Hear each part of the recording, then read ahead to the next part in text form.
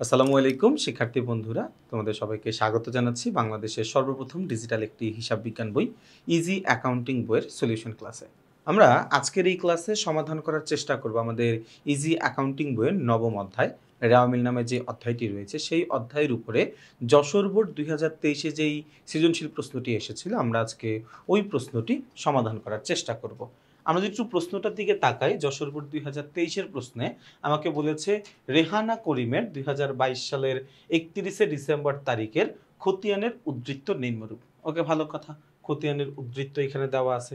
আমরা যদি একটু ছকের দিকে তাকাই, আমাদের এখানে দেখো বেশ কিছু খতিয়ানের উদ্ধৃত্ত দেওয়া আছে। আমাদের প্রারম্ভিক মজুত পণ্য, মূলধন, বিক্রয়, বরাদ্দকৃত পাট্টা, সুনাম, বীমা সেলামি, ভাড়া ও কর, প্রাপ্ত কমিশন, নগদ তহবিল, ব্যাংক জমাতিরিক্ত, পাওনাদার, আমদানি শুল্ক, ক্রয়, প্রদত্ত সুদ, পাওনাদারের বাট্টা সঞ্চিতি, দেনাদার, সাধারণ সঞ্চিতি, তারপরে হচ্ছে আমাদের অগ্রিম বেতন।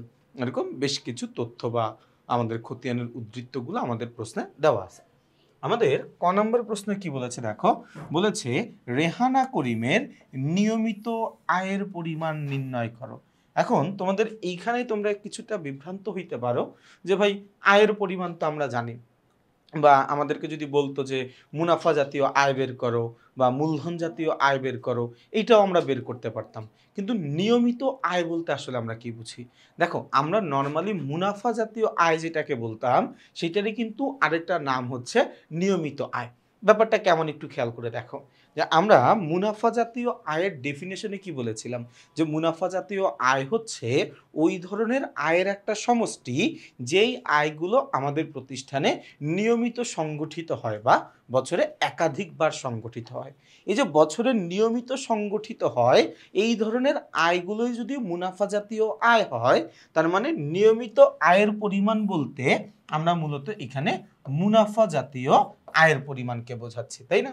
তাহলে আমরা যদি এখানে আইডেন্টিফাই করার চেষ্টা করি যে কোনটা কোনটা আমাদের জন্য মুনাফা জাতীয় আয়, দেখো এই যে মুনাফা জাতীয় মূলধন জাতীয় যে লেনদেনগুলো, এইটা কিন্তু আমাদের হিসাব বিজ্ঞানের চতুর্থ অধ্যায়ের একটা প্রশ্ন বলা যায়, বা চতুর্থ অধ্যায়ের বেসিক থেকে আসলে এই প্রশ্নটা আসে।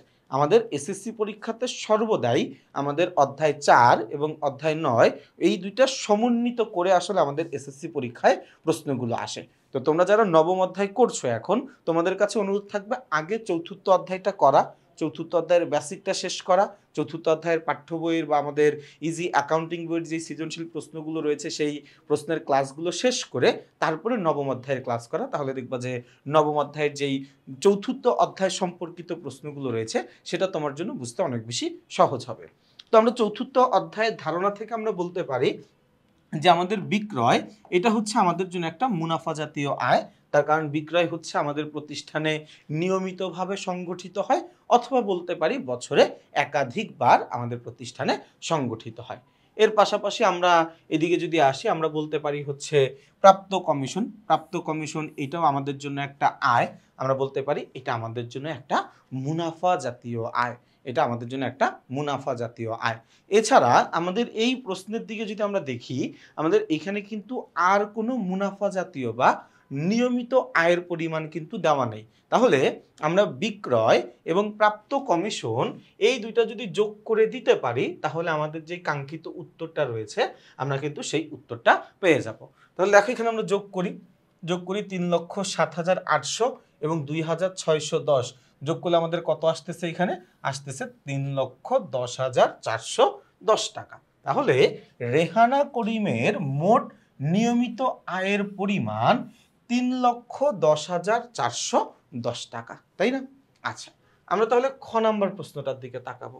খ নাম্বার প্রশ্নে কি বলেছে? কমন একটা প্রশ্ন, যে রেহানা করিমের খতিয়ানের উদ্ধৃত্তগুলোর সাহায্যে একটি রেওয়ামিল প্রস্তুত করো। ভাইয়া, রেওয়ামিল প্রস্তুত করা মানে হচ্ছে আমাদের হিসাবের গাণিতিক শুদ্ধতা যাচাই করা। অর্থাৎ আমাদের খতিয়ানের উদ্ধৃত্তগুলোকে আমরা ডেবিট ক্রেডিট বিন্যাস করার পরে বা ডেবিট ক্রেডিট আকারে সাজানোর পরে যখন হিসাবের দুই পাশটা মিলে যাবে, এই যে আমরা যে ডেবিট ক্রেডিট সাজানোর পরে হিসাবের দুই পাশটা মেলানোর চেষ্টা করতেছি বা হিসাবের ভুলগুলো উদ্ঘাটন করার চেষ্টা করতেছি, এটাকে আসলে আমরা বলি হচ্ছে রেওয়ামিল। রেওয়ামিলের সিম্পল কাজ, আমরা হিসাবগুলো কি ডেবিট পক্ষ হবে না ক্রেডিট পক্ষ হবে এই জিনিসটা শুধু আইডেন্টিফাই করা। এখন কোন কোন এন্ট্রিগুলো আমাদের জন্য ডেবিট, কোন কোন এন্ট্রিগুলো আমাদের জন্য ক্রেডিট, কোন কোন এন্ট্রিগুলো রেওয়া মিলে একেবারেই অন্তর্ভুক্ত হবে না, এই সম্পর্কিত বেসিক কথাবার্তা কিন্তু আমরা আমাদের নবম অধ্যায়ের শুরুতে যে বেসিকের সেকশনটা রয়েছে সেই বেসিকের সেকশনে খুবই বিস্তারিত আলোচনা করেছি। তোমাদের যদি রেওয়া মিলের বেসিক সম্পর্কিত কোনো অসুবিধা থাকে তাহলে তোমরা কিন্তু ওই বেসিক সেকশন থেকে এই জিনিসটা দেখে নিতে পারো। একটু যদি আমরা খেয়াল করি এখানটাতে যে আমাদের সম্পদ ব্যয় উত্তোলন, সম্পদ ব্যয় উত্তোলন এই জাতীয় হিসাবগুলোকে আমরা ডেবিট করে দিব, আয় দায় মূলধন এই জাতীয় হিসাবগুলোকে আমরা ক্রেডিট করে দিব। আচ্ছা, আমাদের কিছু প্রশ্ন থাকে যে সমাপনী মজুত পণ্য আসবে নাকি প্রারম্ভিক মজুত পণ্য আসবে, এটা নিয়ে কিছু প্রশ্ন থাকে। এটা এই প্রশ্নের ক্ষেত্রে ওই সমস্যাটা নাই, এই কারণে এই সমাপনী মজুত পণ্য বা প্রারম্ভিক মজুত পণ্য সম্পর্কিত যে সমস্যাটা সেটা আর আমি এখন এই ক্লাসটাতে আলোচনা করলাম না। একটু যদি আমরা খেয়াল করে দেখি, আমাদের প্রারম্ভিক মজুত পণ্য এটা একটা ব্যয়, এবং প্রারম্ভিক মজুত পণ্য ব্যয় হওয়ার কারণে আমরা যেহেতু সম্পদ ব্যয় উত্তোলনকে ডেবিট করে দেই, তো প্রারম্ভিক মজুত পণ্যকে আমরা ডেবিট করে দিব। মূলধন আয় দায় মূলধন এটা আমাদের জন্য ক্রেডিট করতে হয়, তো এই মূলধন হিসাবকে আমরা ক্রেডিট করে দিব। বিক্রয় এটা আমাদের জন্য একটা আয়, আয় দায় মূলধনকে আমরা ক্রেডিট করি, তো আমরা এই বিক্রয় হিসাবটাকেও কি করে দিব, ক্রেডিট করে দিব। বরাদ্দকৃত বাট্টা, ভাইয়া একটু খেয়াল করে দেখো, আমরা বাট্টা হিসাবভুক্ত করি না, আমরা মনে করি, বাট এই বাট্টাটা কিন্তু আমাদের রেওয়া মিলে অন্তর্ভুক্ত হবে। বাট্টা মানেই সেটা আমাদের জন্য ব্যয়, এবং সম্পদ ব্যয় উত্তোলনকে যেহেতু আমরা ডেবিট করে দেই, তো বরাদ্দকৃত বাট্টাটাকেও আমরা ডেবিট করে দিব। এরপরে আমরা দেখি সুনাম, সুনাম একটা সম্পদ, সম্পদ ব্যয় উত্তোলনকে ডেবিট করতে হয়। বিমা সালামি একটা সম্পদ, বিমা সালামি একটা ব্যয়, ব্যয় হইলে তাহলে আমরা সম্পদ ব্যয় উত্তোলনকে ডেবিট করব, বিমা সালামি হিসাবও ডেবিট হবে। ভাড়া ও কর, ভাড়া ও কর একটা ব্যয়, সম্পদ ব্যয় উত্তোলনকে আমরা ডেবিট করি, তো এটাকে আমরা এখন ডেবিট করে দিব। প্রাপ্ত কমিশন এটা একটা আয়, আয় দায় মূলধনকে আমরা ক্রেডিট করে দেই, এজন্য আমরা প্রাপ্ত কমিশন এটাকে আমরা কি করে দিব, ক্রেডিট করে দিব। নগদ তহবিল একটা সম্পদ, সম্পদ ব্যয় উত্তোলনকে ডেবিট করতে হয়, এই কারণে আমরা নগদ তহবিল এটাকে কিন্তু আমরা ডেবিট করে দিব। এরপর আমরা আসি হচ্ছে ব্যাংক জমাতিরিক্ত, ব্যাংক জমাতিরিক্ত এটা আমাদের জন্য একটা দায়, আয় দায় মূলধন এই হিসাবগুলোকে আমরা ক্রেডিট করে দিই, তো এটাকে আমরা এখানে কি করে দিব, তাহলে এটা দায় হওয়ার কারণে এটাকে আমরা ক্রেডিট করে দিব। পাওনাদার এটা একটা দায়, আয় দায় মূলধনকে ক্রেডিট করতে হয়, তো পাওনাদারকে আমরা ক্রেডিট করে দিব। আমদানি শুল্ক, আমদানি শুল্ক এটা আমাদের জন্য একটা ব্যয়, সম্পদ ব্যয় উত্তোলন এটাকে আমরা কি করি, ডেবিট করে দিই, তাহলে আমরা এই আমদানি শুল্ক এটাকেও কিন্তু কি করে দিব, ডেবিট করে দিব। এরপরে আমরা আসি হচ্ছে ক্রয় হিসাব, ক্রয় হিসাব এটা আমাদের জন্য একটা ব্যয়, সম্পদ ব্যয় উত্তোলনকে ডেবিট করতে হয়, তো আমরা ক্রয় হিসাবকে ডেবিট করে দিব। প্রদত্ত সুদ, আমি সুদ দিয়েছি, এই যে আমি যে সুদ দিলাম এটা কিন্তু আমার জন্য একটা ব্যয়, প্রদত্ত সুদ, সুদ প্রদান এটা কি আমাদের জন্য একটা ব্যয়, তাহলে সম্পদ ব্যয় উত্তোলনকে আমরা ডেবিট করে দিব। এরপরে আমরা আসি সঞ্চিতি, সঞ্চিতির ক্ষেত্রে একটা কথা আমি তোমাদেরকে প্রায় সময় মনে রাখতে বলি, সেটা হচ্ছে পাওনাদারের বাট্টা সঞ্চিতি বাদে সকল প্রকার সঞ্চিতিকে ক্রেডিট করতে হবে। আবারও বলছি, পাওনাদারের বাট্টা সঞ্চিতি বাদে সকল প্রকার সঞ্চিতিকে ক্রেডিট করতে হবে, কিন্তু এই জায়গায় দেওয়াই আছে পাওনাদারের বাট্টা সঞ্চিতি, পাওনাদারের বাট্টা সঞ্চিতি বাদে সকল প্রকার সঞ্চিতিকে আমরা যদি ক্রেডিট করি, তার মানে পাওনাদারের বাট্টা সঞ্চিতিটা কি করতে হবে, ডেবিট করতে হবে। দেনাদার এটা আমাদের জন্য একটা সম্পদ, সম্পদ ব্যয় উত্তোলন এটাকে আমরা ডেবিট করে দিব। তারপর হচ্ছে আমাদের সাধারণ সঞ্চিতি, কিছুক্ষণ আগে বললাম পাওনাদারের বাট্টা সঞ্চিতি বাদে যত ধরনের সঞ্চিতি রয়েছে সব সঞ্চিতিকে আমরা কি করে দিব, ক্রেডিট করে দিব, তাহলে এই সঞ্চিতি এটাকে আমরা কি করব, ক্রেডিট করে দিব। অগ্রিম বেতন, বেতন একটা ব্যয়, ব্যয়টা অগ্রিম প্রদান করার ফলে এই ব্যয়টা কিন্তু আমার জন্য সম্পত্তি হয়ে গেছে। এই যে অগ্রিম বেতন প্রদান করলাম, বেতনটা অগ্রিম দেওয়ার কারণে এটা যেহেতু একটা সম্পদ এবং সম্পদ ব্যয় উত্তোলন এই হিসাবগুলোকে আমরা ডেবিট করে দেই, তো এখানে আমরা লিখে দিলাম ডেবিট।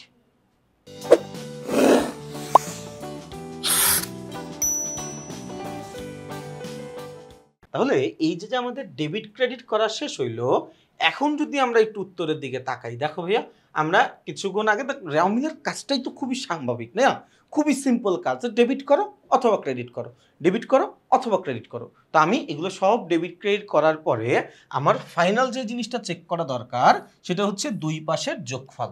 দেখো আমার কিন্তু এইখানে রেওয়া মিলের দুই পাশ মিলে গেছে। আমার রেওয়া মিলের দুই পাশ মিলে গেছে মানে এই পর্যন্ত আমি যা কিছু করলাম সব কিছু কিন্তু আমি ঠিক করেছি। আমাদের এখানে রেওয়া মিলের যোগফল কত? ৫,৯১,৯১০ টাকা। ৫,৯১,৯১০ টাকা। এটা হচ্ছে কি আমাদের রেওয়া মিলের যোগফলের পরিমাণ, তাই না? আচ্ছা, এরপর আমরা চলে যাব গ নাম্বার প্রশ্নে। ভাই দেখো খুব সুন্দর করে কিন্তু আমরা ক্লাসগুলো করতেছি, তাই না? খুবই সাবলীলভাবে ক্লাসগুলো করতেছি। যদিও রেওয়া মিলের চ্যাপ্টারে তোমাদের খুব একটা অসুবিধা থাকে না, তার কারণ রেওয়া মিল চ্যাপ্টারটাই আসলে খুবই সহজ। এরপরে যাদের যাদের সমস্যা ছিল বা যারা যারা এমনিতে একটু ক্লাসটা দেখার জন্য কিউআর কোডটা স্ক্যান করেছিলে, তোমরা কিন্তু ক্লাসটা দেখতে পারছো। ঠিক এইভাবেই আমাদের ইজি অ্যাকাউন্টিং বইয়ে যতগুলো সৃজনশীল প্রশ্ন আছে, যতগুলো এমসিকিউ প্রশ্ন আছে, যতগুলো সাজেশন রয়েছে, অর্থাৎ এভরিথিং আমরা অলমোস্ট এই বইতে ১,০০০-এর উপরে কিউআর কোড ব্যবহার করছি। ১,০০০-এরও উপরে। তুমি এটা কল্পনা করতে পারবে না যে এই ইজি অ্যাকাউন্টিং বইয়ের সাথে তুমি আসলে এই ভিডিও লেকচারগুলো একদম বিনামূল্যে পাচ্ছ। এই ভিডিও লেকচারগুলো একদম তুমি ফ্রিতে কিন্তু পাচ্ছ। এজন্য তোমাকে শুধুমাত্র ইজি অ্যাকাউন্টিং বইটা সংগ্রহ করতে হবে। ইজি অ্যাকাউন্টিং বইটা তুমি যখন তোমার হাতে নিবা, ওই বইয়ের উপরে একটা কিউআর কোড থাকবে, প্রতিটা প্রশ্নের উপরে একটা করে কিউআর কোড থাকবে। তুমি যখনই কিউআর কোডটা স্ক্যান করবা তোমার সামনে ক্লাস চলে আসবে। যখনই তুমি কিউআর কোডটা স্ক্যান করবা তোমার সামনে ক্লাস চলে আসবে। এজন্য আমি বলবো এত একটা কালজয়ী একটা বই, এত সুন্দর একটা বই, যারা আসলে এই অ্যাকাউন্টিং বইটা সংগ্রহ করবা না তোমরা কিন্তু পরবর্তীতে খুব রিগ্রেট ফিল করবা। এই জন্য আমি বলবো যত দ্রুত সম্ভব এই বইটা তোমরা সবাই সংগ্রহ করে ফেলো। আচ্ছা, আমরা গ নম্বর প্রশ্নে আসবো। গ নম্বর প্রশ্নটা আসলে খুব একটা কঠিন কিছু না। আমাকে বলেছে রেহানা করিমের চলতি সম্পদ ও চলতি দায়ের পরিমাণ বের করো। ভাই একটা জিনিস তুমি চিন্তা করো, এই প্রশ্নের অ্যান্সার করার জন্য তোমাকে কিচ্ছু পারতে হবে না, শুধুমাত্র তোমার কমন সেন্স থাকতে হবে। আমরা যখন রেওয়া মিল প্রস্তুত করি তখনই কিন্তু এই প্রতিটা হিসাবকে আমরা আইডেন্টিফাই করে তারপরে ডেবিট ক্রেডিট নির্ণয় করেছিলাম, তাই না? আমি কি বলেছিলাম যে সম্পদ ব্যয় উত্তোলনকে ডেবিট করতে হবে, সম্পদ ব্যয় উত্তোলনকে ডেবিট করতে হবে, তাই না? তো আমার প্রতিষ্ঠানে যত ধরনের সম্পত্তি পেয়েছি, যত ধরনের ব্যয় পেয়েছি, যত ধরনের উত্তোলন পেয়েছি, সবগুলোকে আমি ডেবিট করে দিছি। তাইলে আমাকে যখন বলছে যে চলতি সম্পত্তি বের করো, এই চলতি সম্পত্তিটা অবশ্যই ডেবিট পাশে থাকবে। তার কারণ আমি রেওয়া মিল করার সময় সম্পদ ব্যয় উত্তোলনকে ডেবিট পাশে লিখছিলাম। ঠিক একই রকমভাবে যখন আমি রেওয়া মিলটা প্রস্তুত করি তখন কিন্তু আমি কি করছিলাম ভাইয়া? তখন কিন্তু আমি আয় দায় মূলধন এই জিনিসগুলোকে ক্রেডিট পাশে লিখছিলাম। আয় দায় মূলধন এই জিনিসগুলোকে আমি ক্রেডিট পাশে লিখছিলাম, তাই না? তো আমি যখন দায়ের পরিমাণ খুঁজতে যাব তখন কিন্তু আমি এটা ক্রেডিট পাশেই খুঁজবো। তার মানে সম্পত্তি খোঁজার জন্য আমাকে যেতে হবে ডেবিট পাশে, দায় খোঁজার জন্য আমাকে যেতে হবে ক্রেডিট পাশে। এবং এটা আমার কাছে খুব একটা কঠিন কিছু লাগবে না, তার কারণ আমি ইতিমধ্যে রেওয়া মিলটা করে আসছি, তাই না? আচ্ছা, তাহলে সবার আগে আমি সম্পত্তিগুলো আইডেন্টিফাই করি। আমি সবার আগে সমাপনীর সম্পত্তিগুলো আইডেন্টিফাই করব, তাই না? সমাপনীর সম্পদ মানে কি? চলতি সম্পদ। চলতি সম্পত্তি মানে কি? চলতি সম্পদ এটার ইংরেজি হচ্ছে কারেন্ট অ্যাসেট। যে সকল সম্পত্তির উপযোগিতা বা কার্যকারিতা আমাদের প্রতিষ্ঠানে 1 বছরের কম সময়ের জন্য থাকে সেটাকে আমরা বলি হচ্ছে চলতি সম্পত্তি, তাই না? বারবার মুখ দিয়ে সমাপনীর সম্পদ চলে আসে। আচ্ছা, যাই হোক, একটু আমরা যদি এখানে খেয়াল করে দেখি, আমাদের এই যে দেখো নগদ তহবিল, এটা একটা কি আমাদের জন্য চলতি সম্পত্তি, তাই না? আচ্ছা, এরপর আমরা যদি আসি এখানে দেনাদার, এটা একটা চলতি সম্পত্তি। অগ্রিম বেতন, এটাও কিন্তু একটা চলতি সম্পত্তি। এছাড়া আমার নজরে আপাতত কোনো চলতি সম্পত্তি আমি দেখতে কিন্তু পারছি না। না, আর কোনো চলতি সম্পত্তি কিন্তু আমাদের এই প্রশ্নের ক্ষেত্রে নাই, তাই না? ওকে, তাহলে দেখো, হ্যাঁ, এই তিনটাই কিন্তু আমাদের চলতি সম্পদ। কি কি? নগদ তহবিল, দেনাদার, অগ্রিম বেতন। নগদ তহবিল, দেনাদার, অগ্রিম বেতন। তাহলে আমি যদি এই তিনটা যোগ করে দিলে আমার এখানে আসবে কত? 65,150 টাকা। কত টাকা আসবে ভাইয়া? 65,150 টাকা। 65,150 টাকা, তাই না? তাহলে আমি মোট চলতি সম্পত্তির পরিমাণ বের করতে পারলাম। এরপরে এই গ নাম্বার প্রশ্নেরই আরেকটা ভাগে আমাকে বলেছে চলতি দায়ের পরিমাণ নির্ণয় করো। ওকে, ভালো কথা, আমরা চলতি দায়ের পরিমাণ বের করব। চলতি দায়ের পরিমাণে আমাদেরকে কি বলেছে আমরা একটু এখানে দেখি। আমাদের এখানে চলতি দায় কি কি আছে? চলতি দায় এই যে দেখো আমাদের এখানে একটা চলতি দায় দেওয়া আছে, পাওনাদার এটা একটা চলতি দায়, ব্যাংক জমাতিরিক্ত এটা একটা চলতি দায়, ব্যাংক জমাতিরিক্ত এটা একটা চলতি দায়। তাহলে এই দুইটা দায় আমি লিখে নিলাম এখানে, এই দুইটা দায়ের পরিমাণ আমি এখানে লিখে নিলাম, ব্যাংক জমাতিরিক্ত আর পাওনাদার। তাহলে এই দুইটা দায়ের পরিমাণ আমি লিখলাম। তাহলে 33,000 যোগ 42,500 যোগ করলে আমার এখানে আসবে 75,500 টাকা, 75,500 টাকা। তাহলে এটাই কিন্তু কি আমার মোট চলতি সম্পত্তির পরিমাণ। তাহলে ভাই একটু খেয়াল করে দেখো, রেহানা করিমের চলতি সম্পত্তির পরিমাণ 65,150, চলতি দায়ের পরিমাণ 75,500 টাকা, 75,500 টাকা, তাই না? তাহলে আমরা কিন্তু খুব চমৎকারভাবে, খুবই সুন্দরভাবে এবং খুবই সহজে আমাদের যেই যশোর বোর্ড 2023-এর যেই প্রশ্নটি ছিল, আমরা কিন্তু এই যশোর বোর্ড 2023-এর প্রশ্নটি সমাধান করে ফেলেছি। আমরা এরপরে কুমিল্লা বোর্ড 2023-এ যেই সৃজনশীল প্রশ্নটি আমাদের নবম অধ্যায়ে এসেছিল, আমরা সেই প্রশ্নটি সমাধান করার চেষ্টা করব। যদি তোমাদের কুমিল্লা বোর্ড 2023-এর প্রশ্নে কোনো অসুবিধা থেকে থাকে, তাহলে তোমার বইয়ে কুমিল্লা বোর্ড 2023-এর উপরে যে কিউআর কোডটি রয়েছে, সেই কিউআর কোডটি স্ক্যান করলেই তোমার সামনে কিন্তু কুমিল্লা বোর্ড 2023-এর সমাধানের ভিডিও ক্লাসটি হাজির হয়ে যাবে। তো তোমাদের সবাইকে শুভকামনা জানিয়ে আমি আমার আজকের এই ক্লাসটি এখানেই শেষ করছি। সবাই ভালো থাকবা, সুস্থ থাকবা, আমার জন্য বেশি বেশি করে দোয়া করবা। আসসালামু আলাইকুম।